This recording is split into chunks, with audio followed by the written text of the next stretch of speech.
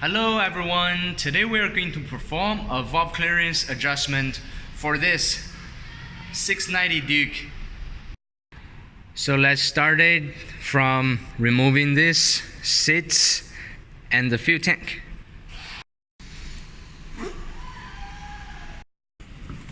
Okay, baby.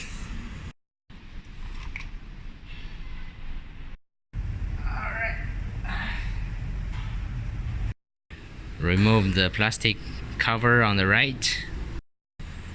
Remove the cover on the left. Then remove the two spark plug connectors. So we take the chance to inspect the spark plug condition. We can see one of the spark plug already very rusty, so we take the chance to change the spark plug.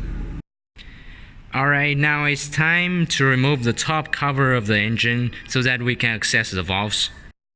For the 690 Duke, it's a little bit tricky. We have two screws over here and another two over here.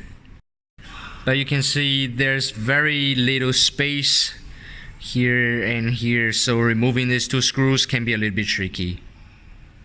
Well, so at the beginning I tried to remove the valve cover as a whole, but it's almost impossible considering how tight it is around the frame. So I decided to remove the breather hose and the breather cover. So remove the breather cover first to give it extra space. So after that we can wiggle the valve cover out carefully. Okay, so after removing the cover we can access the valve. As we can see, this bike runs a single camshaft with rocker arm design. Although this engine is a low rev, very torquey machine, but the design of a rocker arm and single camshaft means it needs to be checked frequently. This 690 Duke requires valve clearance check every 10,000 km. You can choose to remove the spark plug or not. Both works good. But in my case, it's too rusty. I want to replace the spark plug, and if you remove the spark plug, the rotating of the flywheel will be easier without the pressure building. So here I will remove the spark plugs and make the whole work easier. The Duke 690 uses a KTM LC4 engine. It's very special. It's a 690cc single cylinder. To make the combustion more efficient, the design uses two spark plug. So on the left is the inside spark plug, on the right is the outside spark plug. Well, we can have a look on the end of the spark plug where the sparks are ignited. The color right now is very white, like a gray or white color. This means the engine is running lean. And actually when I'm riding the bike, I feels like, when you give full throttle, the bike has no power. So I believe it's a symptom of running a little bit lean. So it's either caused by the ECU setting or the sensor of the bike, or otherwise it may be caused by the valve clearance as well.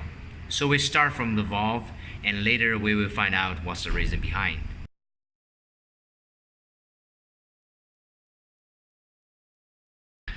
So to measure the valve clearance, we need to make sure the piston is at its top dead center. So we want to go downwards to rotate the flywheel. So here either we rotate the flywheel with a big nut here, or we engage a very high gear, 6, 5 or 4, and then push the bike a little bit to rotate. So here we rotate the flywheel tail. We see the 3 holes over here aligned with the screw inside. So now the piston is at its top dead center. We can measure the valve clearance. The 690 Duke has 2 intake valves and 2 exhaust valves. Here we need to measure the gap between the rocker arm and the valve. That's the valve clearance.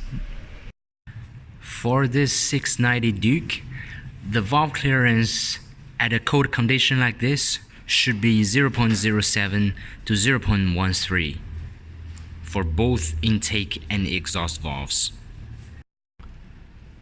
So for the intake valve, for example this valve, the intake valve on the right side of the vehicle, the 0.13 filler gauge cannot slide in. But this 0.1 millimeter filler gauge can slide in very easily with almost no drag. So here I denote the valve clearance of this valve to be 0.10 plus, which is estimated around 0.12. This valve is almost the same. 0.1 millimeter can slide in very easily, but 0.13 cannot slide in. Now we test the exhaust valve with 0.13. Cannot slide in. 0.10 can slide in very easily. So now we have one valve left. That's the exhaust valve on the right. We test with 0.13. It can go in very easily, which means it needs to be adjusted because the range should be below 0.13 but above 0.07. Then I test with a 0.15 millimeter filler gauge. It's stuck, cannot go in. So I denote the valve clearance of the exhaust valve on the right side to be 0.13 plus, which means it's 0.14. So here we only need to adjust this one valve. Although it's just one valve, it's very important to make sure it's in the range. To adjust the valve clearance, we need to remove the rocker arm and access the valve shim. So to remove the rocker arm, we need to remove these 2 screws. Remove these 2 screws, which is the lock nut for the rocker arm axle. Then we use the locker screw to pull the axle out. So here we screw it in the rocker arm axle and pull it out. That's the axle of the rocker arm. So watch out for the dot mark over here. It indicates the top direction. Because the engine oil channel on the rocker arm axle is not symmetric. You can see. We can remove the rocker arm. Check the wear and tears inside the rocker arm. So to adjust the valve clearance, first you need different thicknesses of valve shims. So here I have a hot cams valve shim kit for KTM big bore cylinders. It has different thicknesses of valve shims at a step of 0.05 millimeter. To accurately measure the valve shim thickness, we need a very accurate digital caliper. So here, after removing the rocker arm, we can see the valve shim. We use a magnetic pickup tool to get the shim. Alright, that's the shim. So here is existing shim in the engine. We need to measure the thickness of this shim and replace it with a thicker shim. So here the valve clearance is too big. It's supposed to be below 0.13, but it's 0.14. So we want to reduce the gap. To do that, we need to get a thicker shim, maybe 0.05 millimeter thicker than the existing one. That way the valve gap can be reduced. Well, so this shim is measured at 2.52 millimeter. So we are looking for valve shim that's a little bit thicker than the 2.52, which may be 2.55. To double confirm the thickness, the 2.55 millimeter in the shim kit is measured exactly 2.55 millimeter. So the new shim will be 0.03 millimeter thicker than the old shim, which means the valve clearance will be reduced from 0.14 to 0.11. So we put it back in the kit 2.50 because it's 2.52. Then we install the new shim to its seat. Carefully, don't drop it. Alright, here it is. So we also want to take the chance to check the rocker arm. Make sure there's no too much wobble of the bearing here, and the bearing is smooth. No much free play of between the axle and the rocker arm. So after the adjustment, 0.08 millimeter feeler gauge can go in, but the 0.10 feeler gauge cannot go in, which means the valve clearance is around 0.09.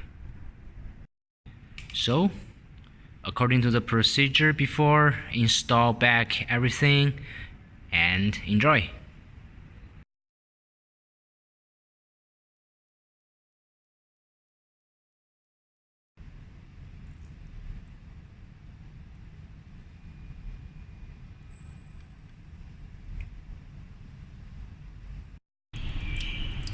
I am shocked when I see the color of this coolant. Is it coolant? The oil is caused by my container, but look at the color of the coolant. That's crazy.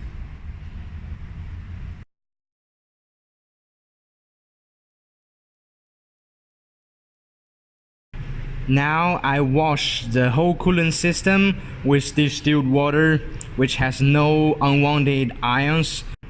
If you decide to clean your coolant system, please do not use tap water, just use distilled water. Please confirm that. We take the chance to install a new pair of spark plugs for this bike.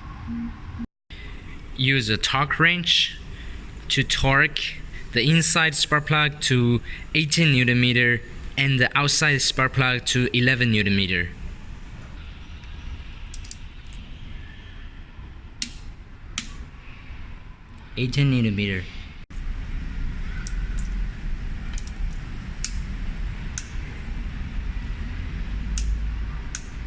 That's 11 Newton meters.